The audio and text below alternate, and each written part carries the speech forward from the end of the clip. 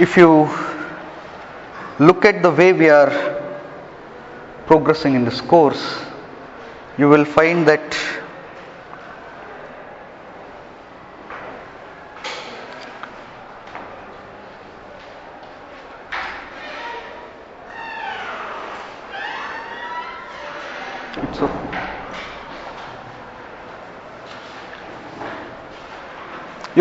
we are moving ahead in a very methodical manner in our way of constructing the things. We initially discussed what engineering design is, moved on to discuss what is the process that we are following, and then in the last lecture we discussed the first step in this process, that is finalizing what we need to do in this whole course.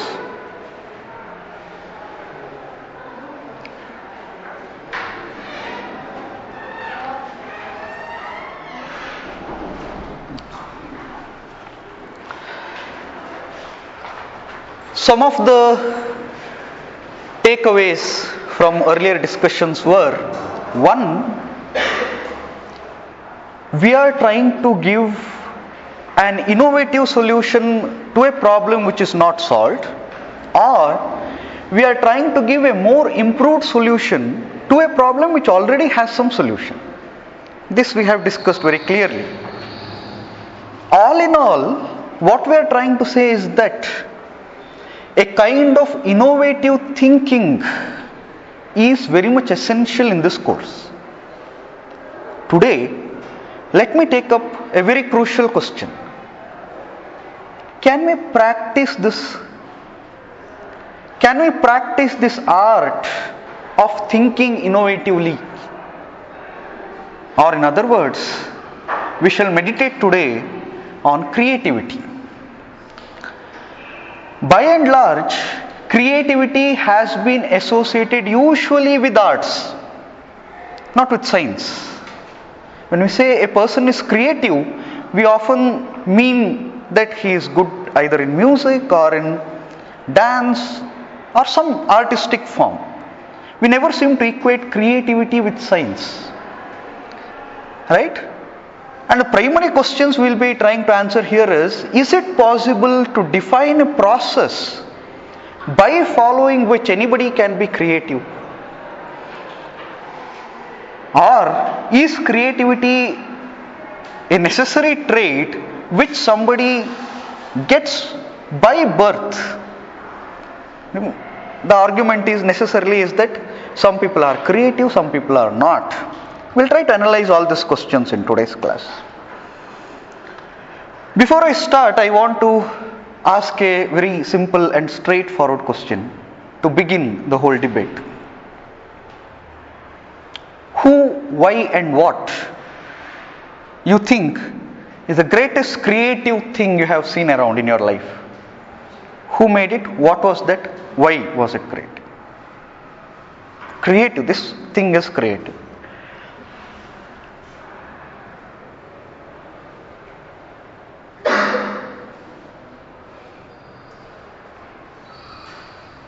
Most creative thing.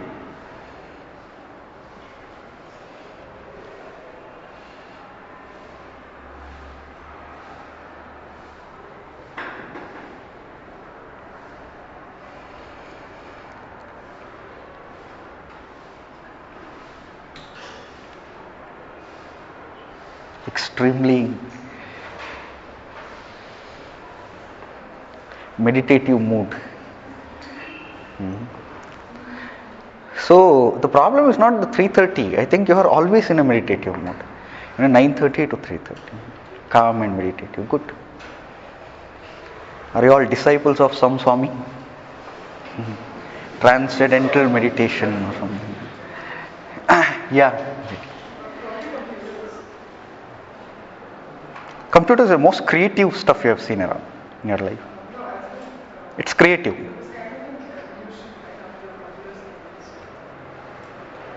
Why? Why do you consider it as Very revolutionary. What did computers do? If you ask me, computers have spoiled the entire world. The world was much happier without computers. I would be plowing in fields, looking after my coffee estate. Why would I be here? What makes you think that computers are very revolutionary?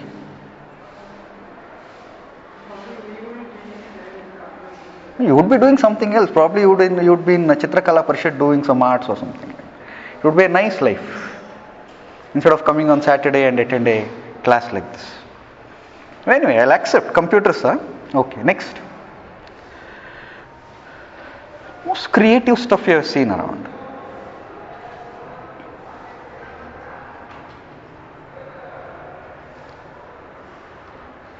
Don't see around, or yeah.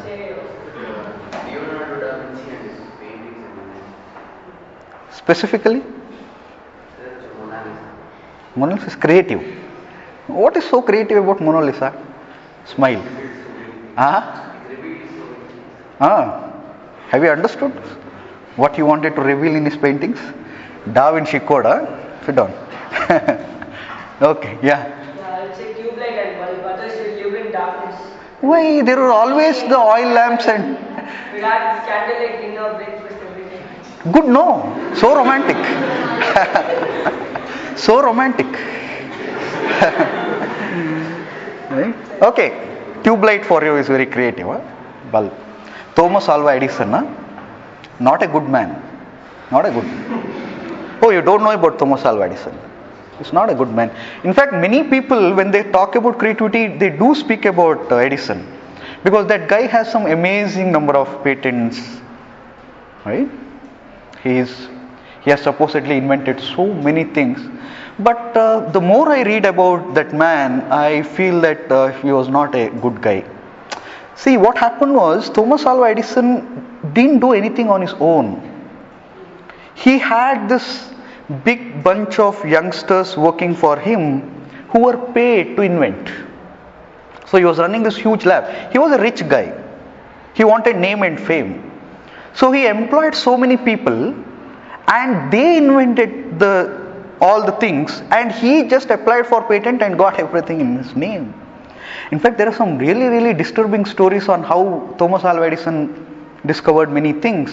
In fact, it seems like he would tell his clerks to go around in the city and make a note on what people want, a random list. And then when they came back, he used to simply mix and match things. Okay, this and this. You do a device which will do this and this, this and this. Those poor guys had to break their head to find out such things. And in fact, his troubles with one of his former friend who turned foe, in the history it is recorded as the War of Current. War of Current anta. It's very interesting. There are two types of currents, all of us know, AC and DC. Right?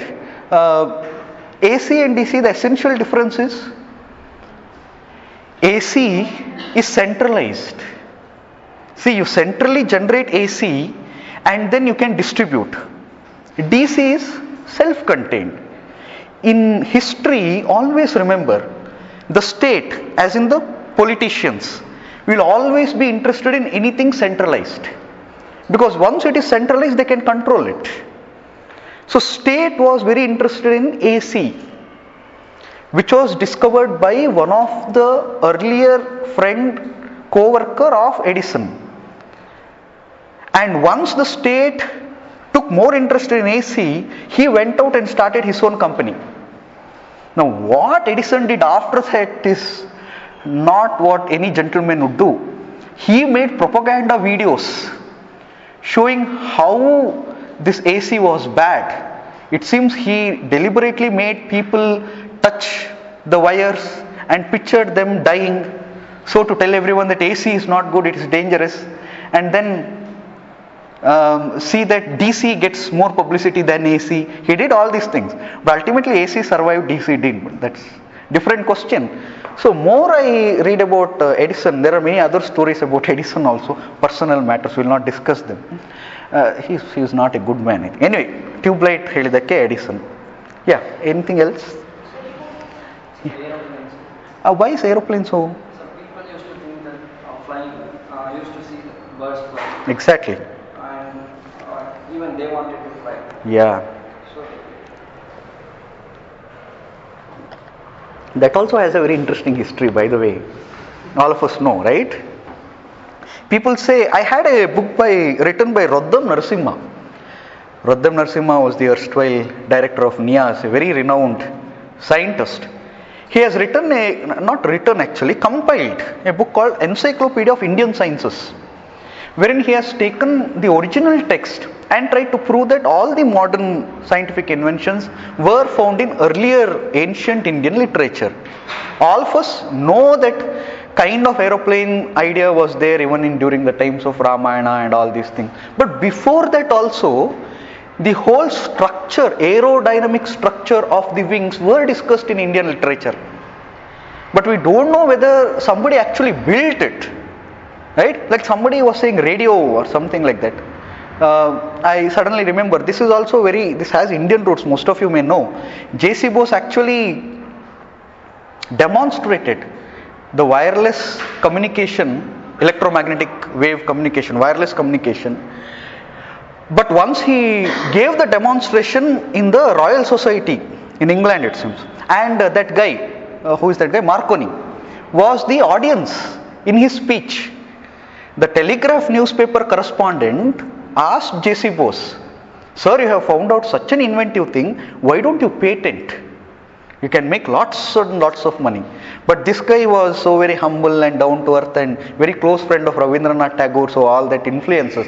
He told, "No, all this invention which I have done is not mine, it's of world kind. Humankind, the entire humankind should benefit from this." And the guy Marconi who was there was not formally educated, he was from Italy. He was not formally educated.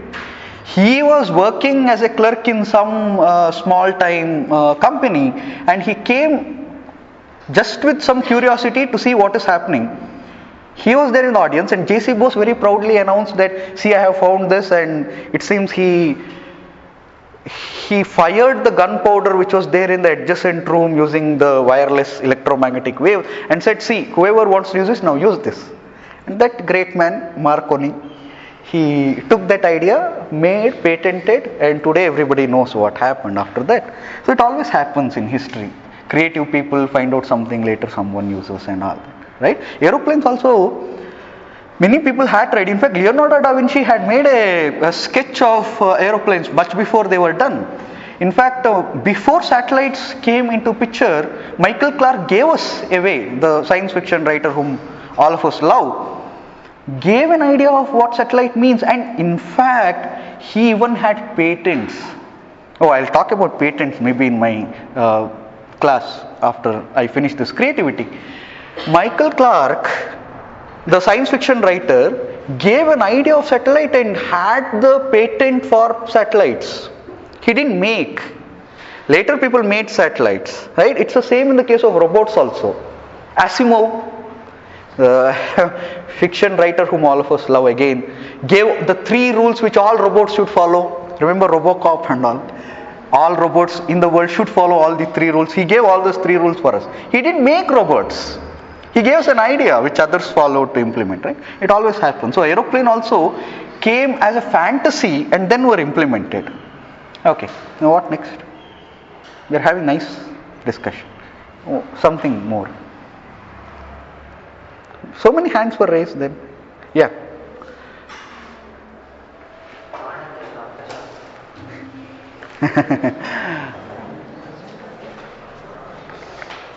Have you read that? Heard that?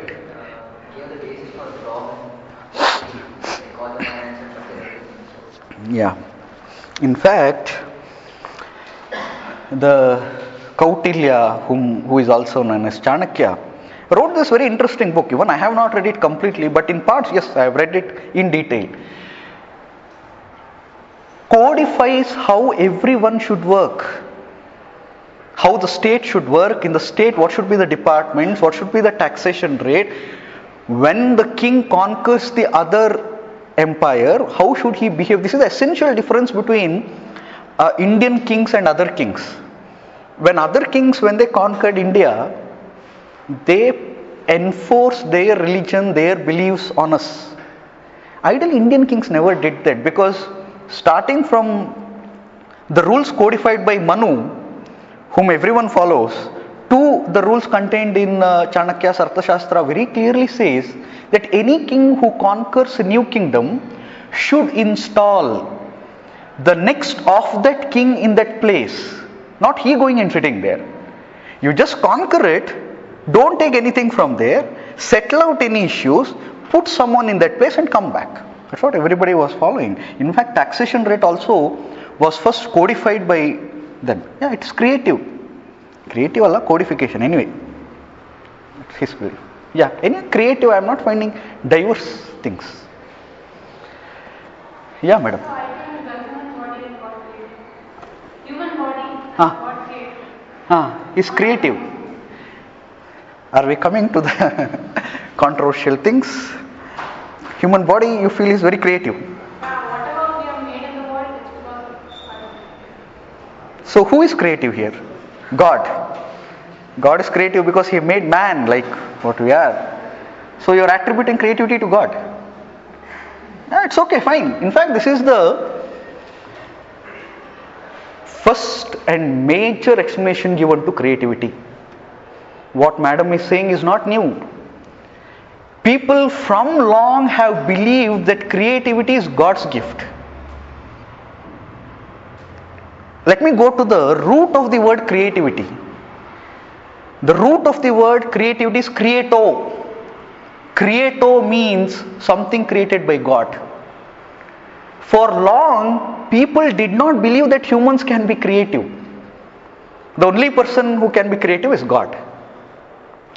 It took the Renaissance in Europe for people to decide that yes, creativity is the strength of humans. Many people whom we consider as very creative attribute their creativity to God. Remember the genius Indian mathematician Ramanujan? He used to solve all those mathematical things like anything. When asked how he solves, he says, it's all because of the goddess of Namakkal. Namakkal is a small village in a small town now in Tamil Nadu, which is now the poultry capital of India. It's very close to Bangalore actually. There is a very old shrine of a goddess. Ramanujan used to be a devotee of that. And he used to say that goddess of Namakkal used to come in his dreams and solve all the puzzles which he simply writes down in the morning. Ramanujan did not prove any things which he wrote. For him, writing proof was ridiculous. He only wrote statements in his notebooks. And till today, people are trying to solve all those theorems which he wrote down. How was it possible? He said that it's because of God's grace. So if we believe Ramanujan's work, we should believe his words also. Right? Something stops us. Personally, I don't believe in this. But when someone says, what do you do? Andrew Wiles, that man whom we love so much for solving the Fermat's last theorem. Have you seen the documentary by Simon Singh? In the documentary, the guy literally weeps when he explains the moment when he solved Fermat's last theorem. I hope all of you know what Fermat's last theorem is. Interesting. All of us know what is Pythagoras. X square plus y square is equal to z square. This is known from a long period. In fact, Socrates also mentioned about this. In fact, I myself have written a very long play based on this x square plus y square is equal to z square. Pitamaha anta nane ಒಂದು ನಾಟಕ ಬರೆದಿದ್ದೀನಿ. ದೊಡ್ಡ ನಾಟಕ. Pythagoras gave us this theorem. There is a very interesting and cruel history behind this theorem. Pythagoras believed that this is a equation given by God.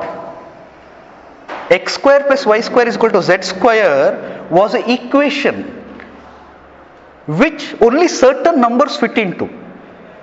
So they thought the numbers which fit into these equations are divine.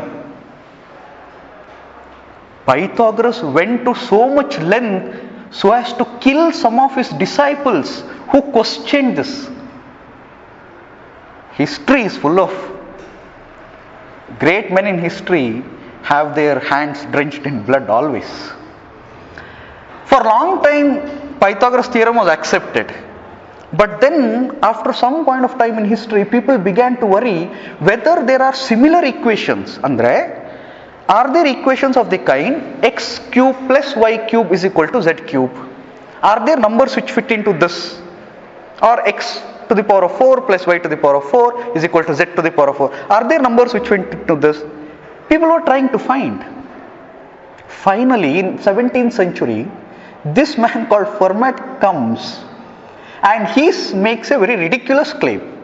He says, if you take a general equation in the form of x to the power of n plus y to the power of n is equal to z to the power of n, this equation is true only for the value n is equal to 2.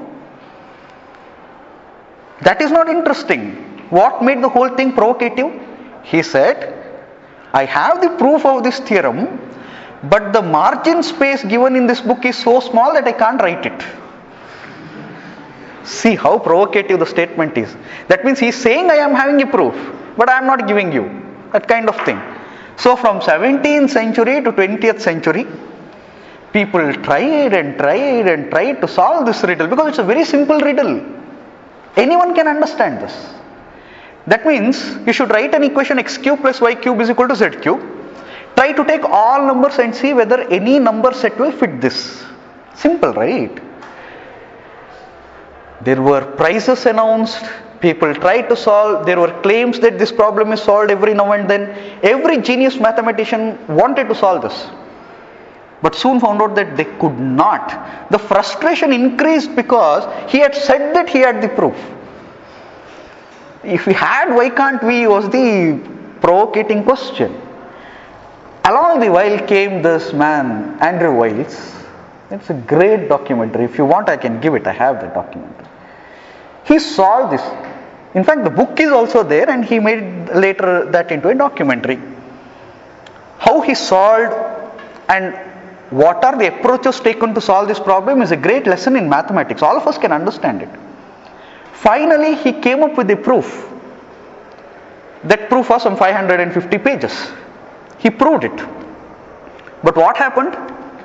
The same man who helped him prove, when he was doing the review of the proof, found out a flaw. Imagine the frustration of a man who works for 6 years day and night to solve a problem, finally declares it that he has a solution, goes out to the world, announces, next 1 week, they say no, this problem is not solved, there is a flaw. But the man again goes back, 1.5 years, comes out again and declares, yes, I have found. In the document, it's a very moving moment in the documentary where he explains the evening when he announced to his wife that he had finally solved it.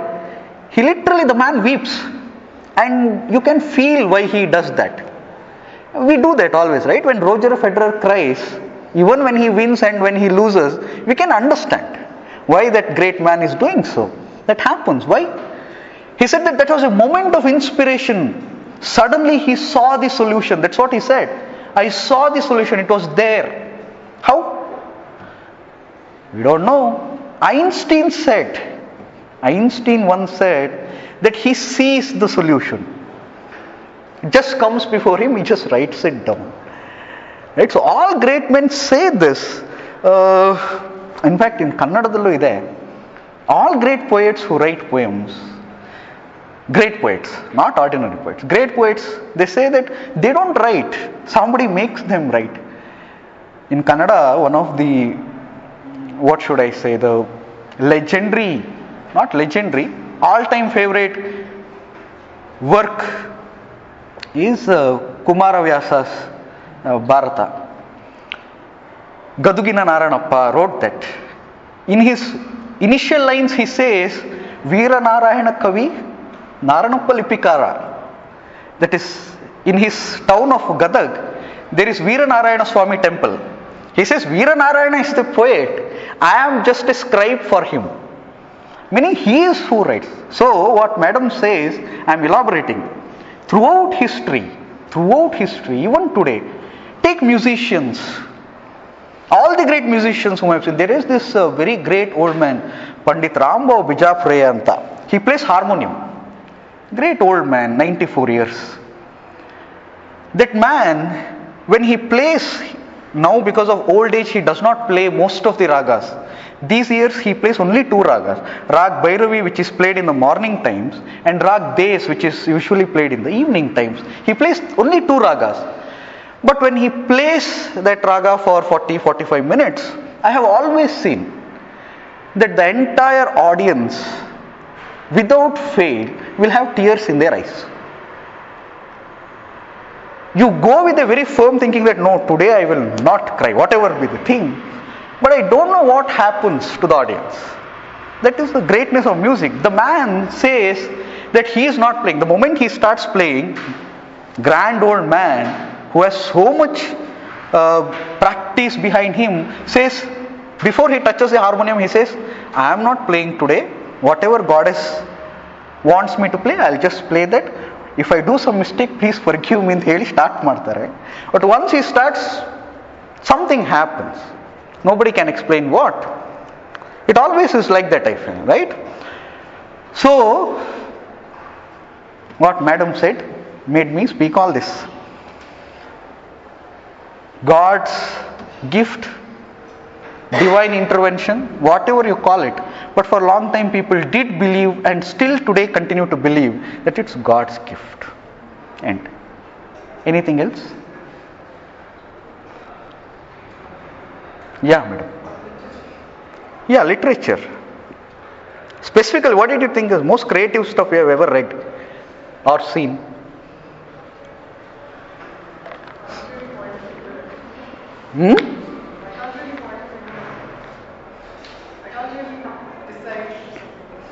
But when you hear a piece of music, when you read poetry, when you watch a painting, you feel it's all creative.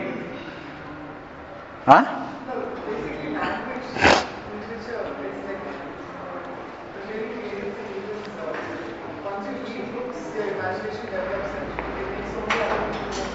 Exactly. So are you putting forward a point saying that one way to improve creativity is to read more?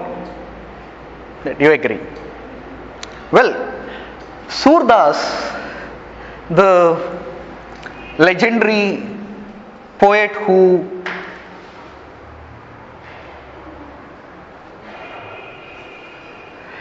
took the love story of Radha and Krishna to the newer divine level, wrote so much. But you know, he was born blind. He was born blind. He did not have formal education. Some of the genius mathematicians did not have, take Ramanujan, he did not have formal education at all. He did not read anything. Right? So, all of us read so much. Are we all very creative, can we claim? No. We still don't know. Actually, we don't know. Why someone is so creative, why someone is not creative, we don't know. But that does not mean people have not tried to explain this. People have tried to give 100 reasons. Everybody is interested to know why and how people become creative. Neurologists say that all this creativity stuff is controlled by right side of your brain. Alva? Logical thinking is controlled by left side of the brain. Creativity is controlled by right side of the brain. So what? No, they have given explanation. Today questions are asked. Can we pinpoint these things and say these are located in the cerebrum, whatever some confusing term you give, in the right side of the brain, lower side of the brain, near the spinal cord, there is some soft part that controls creativity? Very difficult. Identifying metaphysical concepts like mind, soul, to a physical concept like brain is very difficult. You can't equate both, but people have tried, given a very, very physical manifestation to how creativity can be located physically. One thing is coming to me. In fact, I also don't know. All of us, if we ask ourselves, are we creative? Who is ready to accept that I am not creative? Everyone is creative, right? All the souls, living souls in this world are creative in our own ways. Some may be very creative, some are less creative, but it's okay. All of us are creative. Let us ask ourselves on how we do that creative thing. Whatever. Write a poem, write a play, do a very small thing which you consider creative. How do I do it? Is there a definite process?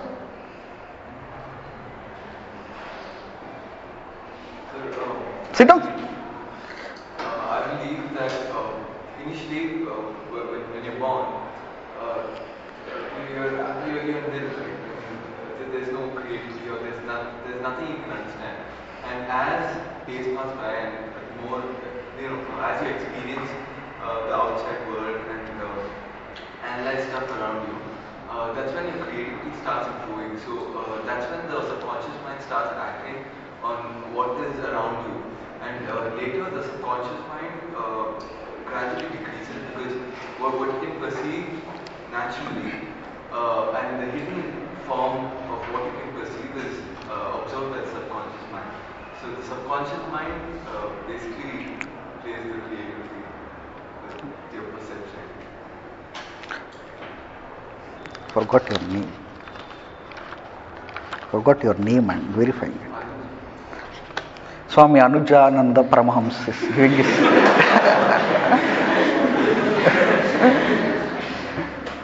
giving his philosophical thoughts on how creativity is important. What he is telling is a reflection of Indian thought actually. I didn't go into that because usually I don't speak much about Indian philosophy in the class because people brand me as a RSS guy, so I don't want to be branded. Saffronization of education, corrupting the impressionable souls, why should I do all that? Well, Indian thought on creativity is very specific. What we think is partially what Anuj said. We believe in subconscious mind. Yes, it's very much true. The Indian word for this is chit. Chit. Chit is not soul, it's not mind. It's very difficult to translate. Let us call it chittun. Now this chit, we say, is the storehouse of human thoughts. And the results of human action is stored in this chit. The chit gets transported from one life to other. We don't believe in death. Indian thought does not believe in death. It is just migration of this chit from one body to other. When it does so, whatever is done in your previous life, we say is carried along in the chit. How do you realize it is through a very, very Indian word called as smarana. Smarana, in Kannada we call it smarane, meaning what you can recall. You can't recall everything from chit. Chit stores everything. Some part of it you can recall, that is smarane.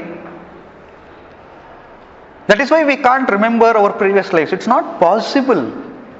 There are TV shows. Believe me, they are fluke. It's not possible.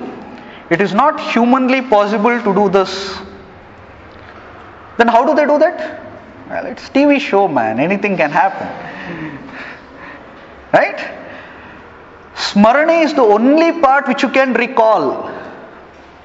Others you can't recall, but it is there. Whatever we do, the results of the action get stored in chit. And finally, again when the chit has to move from one body to other, that continues.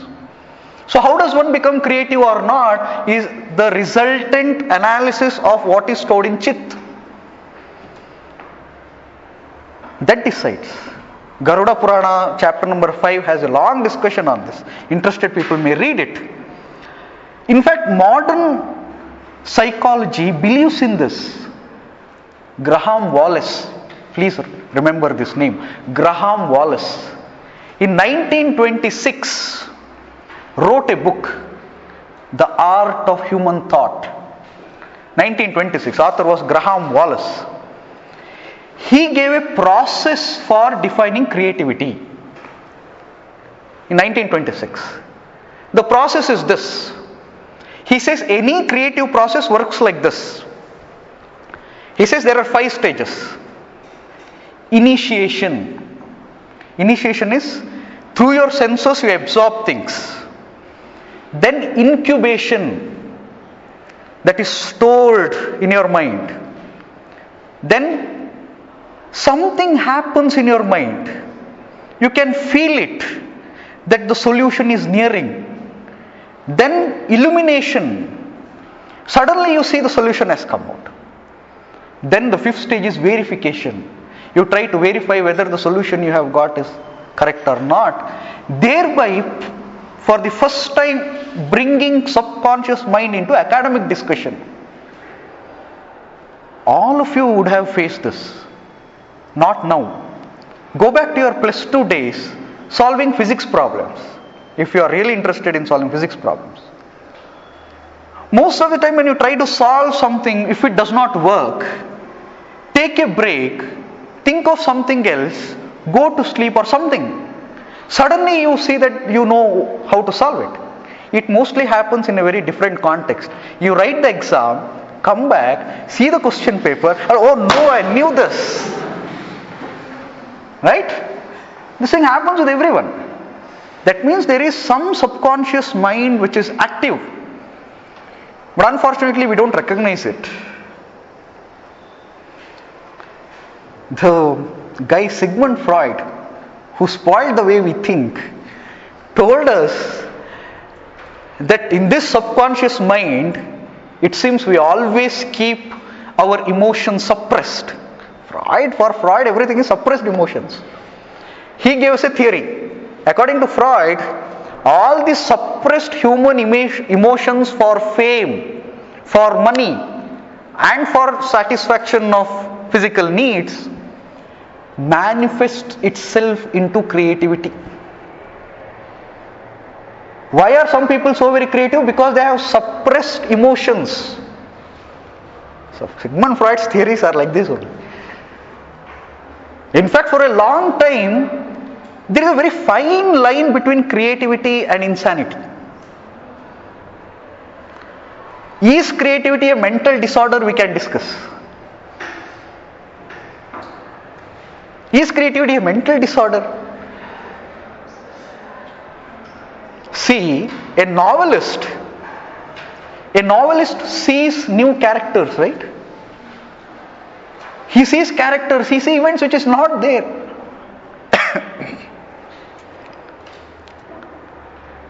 The first poet of humankind, we believe, is Valmiki. That's why we call him Adikavi Valmiki. How did he write Ramayana? There's an interesting story, I hope all of you know. There were 2 Krauncha Pakshi. What's the English translation? Something like swan.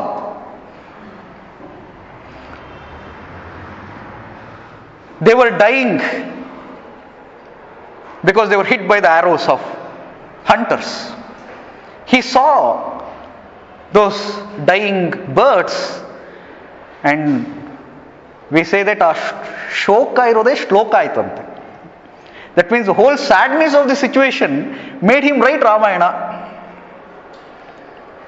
He created the characters. Where were they? No. Where were the situation? No. You make up.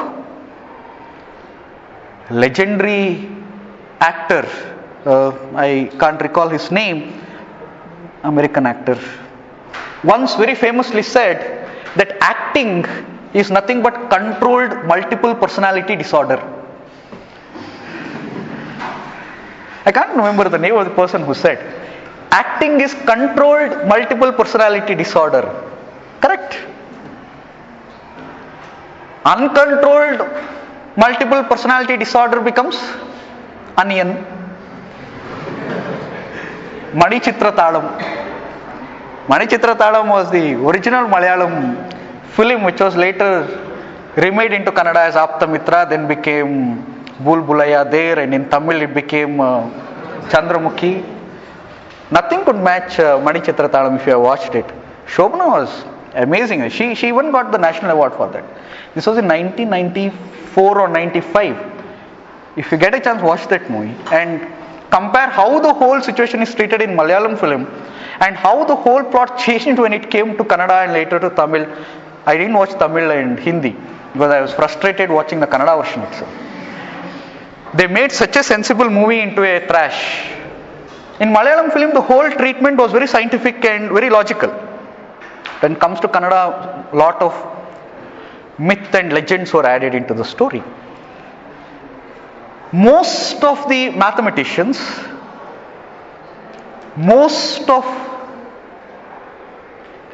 share it. You have watched.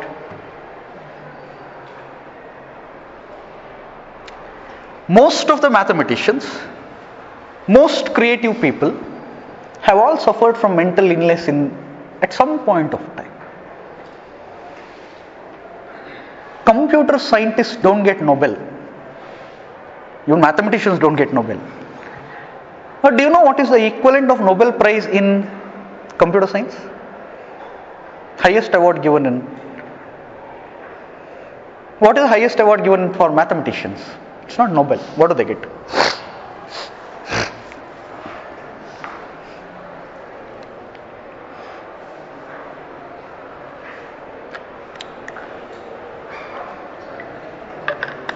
It's called Fields Medal. In mathematics, it's Fields Medal. Fields Medal is not given every year. It is given if the mathematicians feel somebody deserves the award, they give it to him. The last winner of this award is a Russian mathematician whose real name we don't know. When the award was announced to his name, we don't know where he lives. He is living an anonymous life. We don't have his photographs. When the award was announced, that guy came up from his anonymity and gave one press statement. He asked, who are those guys who are giving me award? Are they eligible to give me an award? Did they understand my work? How dare they give me an award? And then went, again he is anonymous, we don't know where he is. That is $10 million prize. He has not come to approve it. Well, why I am saying this is, mathematicians are known to live in this dangerous line between creativity and insanity. Beautiful mind. Beautiful mind. Ramanujan was suffering from mental illness for a long time. Computer scientists, many of the famous computer scientists have suffered from this. So for a long time, people did believe that creativity is a kind of mental disorder.